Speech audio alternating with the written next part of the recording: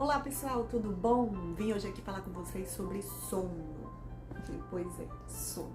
O que isso tem a ver com ansiedade, Daniele? Tudo, basicamente tudo, ou muita coisa. Nós deveríamos dormir pelo menos um terço das nossas vidas.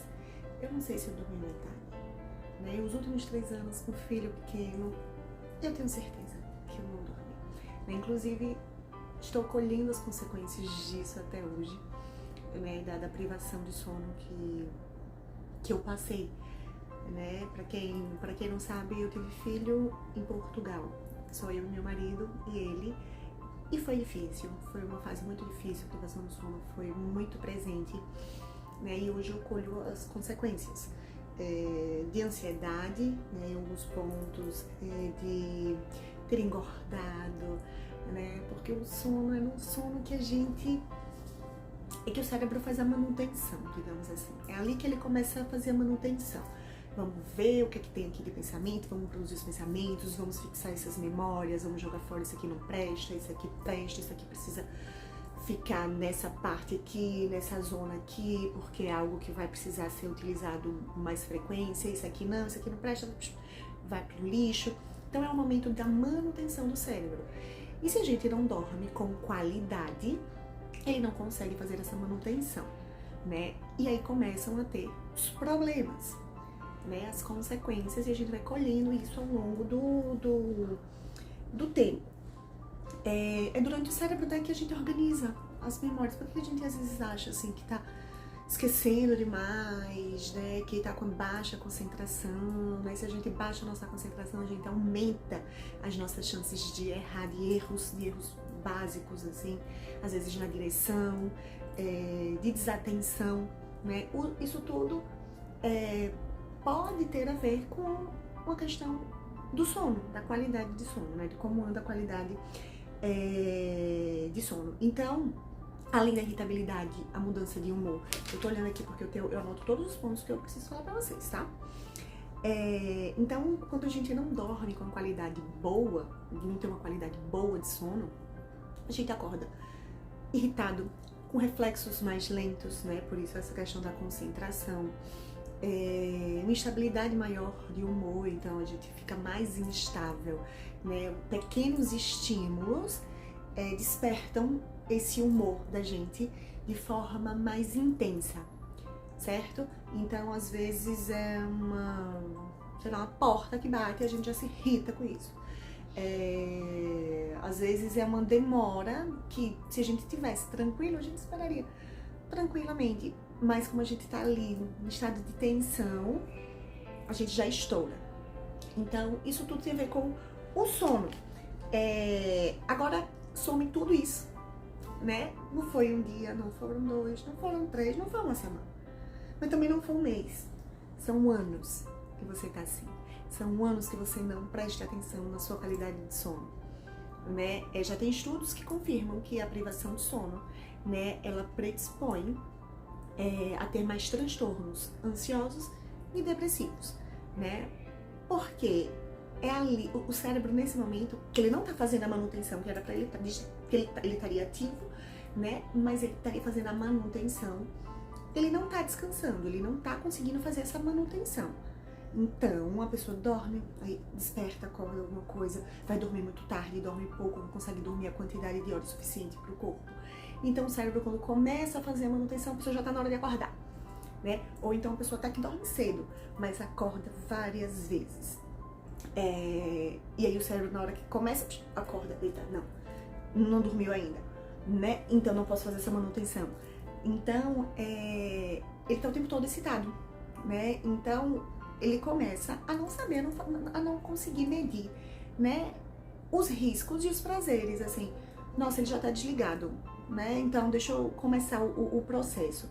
Então a gente, por isso que a gente precisa cuidar da qualidade do nosso sono, né, porque não só na quantidade, né, tem gente que dorme menos, a gente tem um padrão de horas, né, o adulto dorme por volta de 8, 9 horas, uma criança precisa dormir de tal a tal idade, também tem isso das idades, né?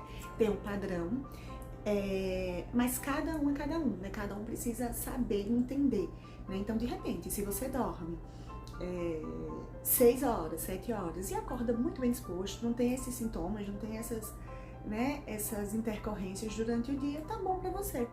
Mas se você dorme 8 horas e não tá legal, você continua irritado, né, ou então acorda várias vezes, no total você dorme 8 horas, mas se juntar, não dormiu nem 6, né, então é preciso ficar atento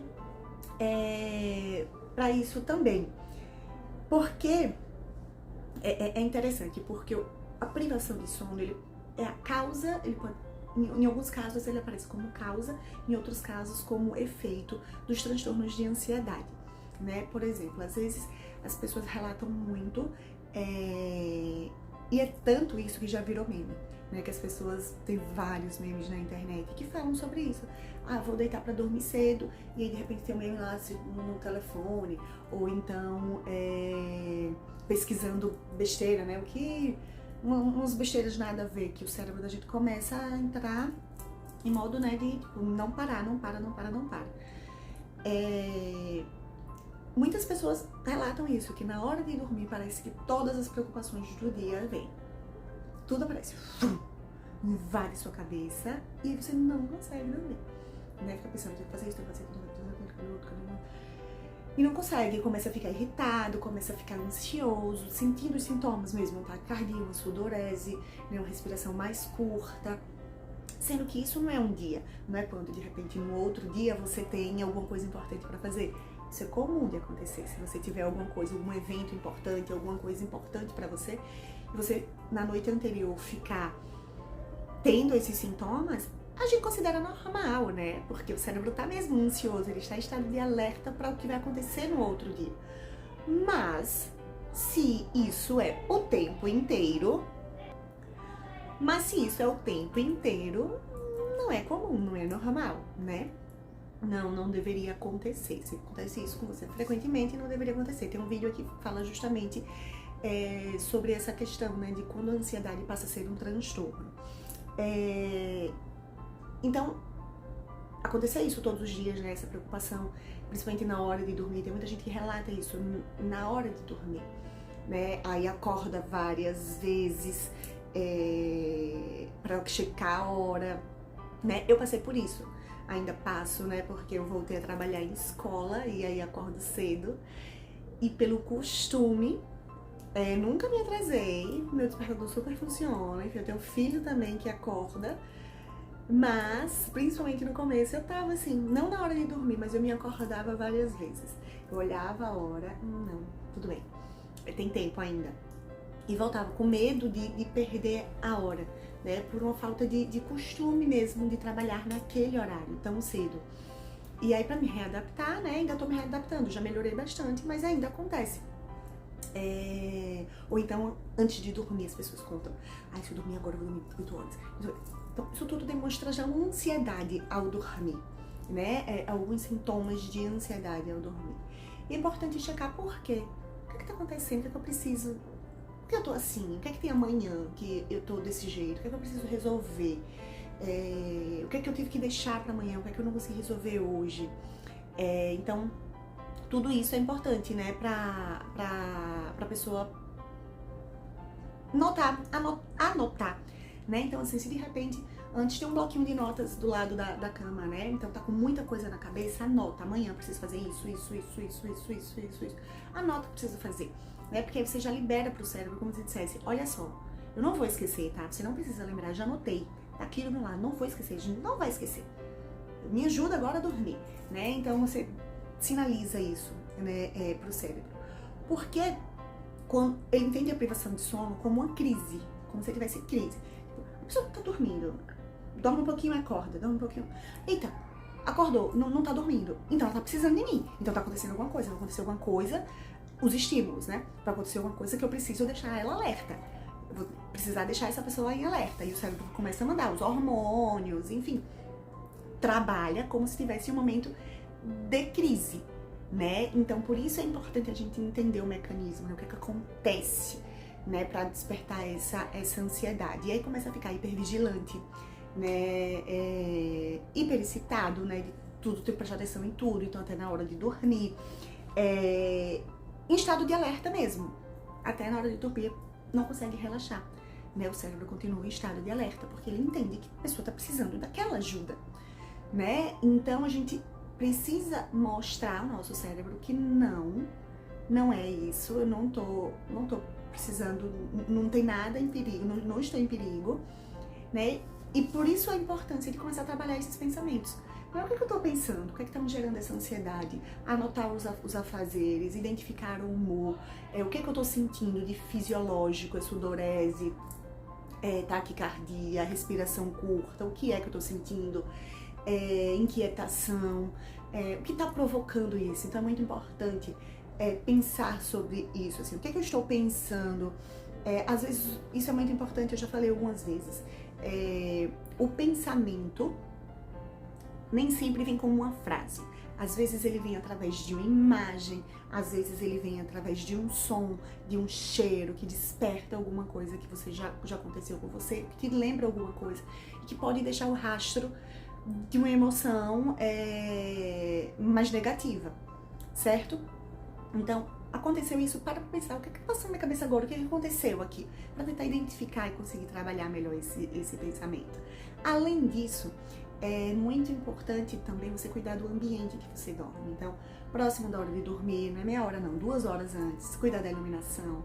Luzes amarelas são melhores, né, porque não atingem tanto a gente quanto a luz branca, né, que desperta muito mais. Então, luzes amarelas, silêncio na hora de dormir, às vezes um barulho branco, né, assim como a gente chama o ruído branco, que é constante. Tem gente até que aquele barulhinho do ventilador, né, do ar-condicionado, aquilo dá uma estabilidade no sono. Temperatura, a roupa que vai dormir, alimentação, né, o que você vai consumir antes de dormir, o que é que te faz mal, o que é que não te faz mal. Começar a observar isso, se tem alguma relação com alguma coisa, alguma comida mais pesada ou não. Tudo muito na observação também, a pessoa tentar identificar para ela o que é que acontece.